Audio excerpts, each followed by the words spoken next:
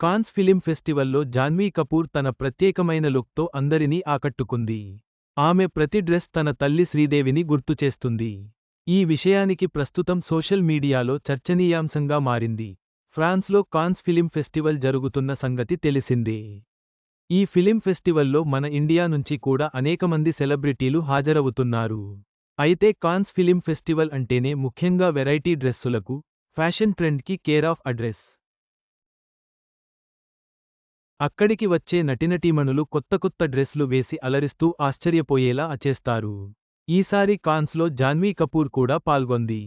అయితే జాన్వీ డిఫరెంట్ డ్రెస్లతో కనిపించగా తన తల్లి శ్రీదేవికి నివాళులు అర్పించేందుకు ఈ కాన్స్ అంటుంది జాన్వీ. మొదటి రోజు జాన్వీ గతంలో తన తల్లి వేసిన ఒక డ్రెస్ లాంటిదే డిజైన్ చేయించి వేసుకుంది. ఆ తర్వాత కూడా తన తల్లి వేసిన మరో డ్రెస్ డిజైన్ చేయించి వేసుకుంది.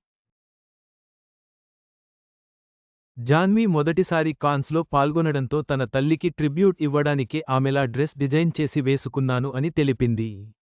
దీంతో జాన్వీని అభినందిస్తున్నారు. డబ్బుల కోసమే అప్పుడు చేశాను.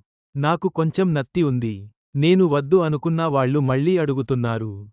ఇక జాన్వీ తన కాన్స్ ఫోటోలు అన్ని సోషల్ మీడియాలో పోస్ట్ చేస్తూ వైరల్ అవుతుంది. తాతయ్య చనిపోయినప్పుడు బాధపడలేదు. 19 ఏళ్లకే మా అమ్మ చనిపోయింది. నేను అమెరికాలో.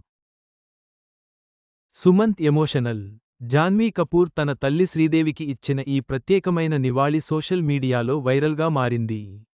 ఆమె ప్రయత్నం అందరినీ ఆకట్టుకుంది.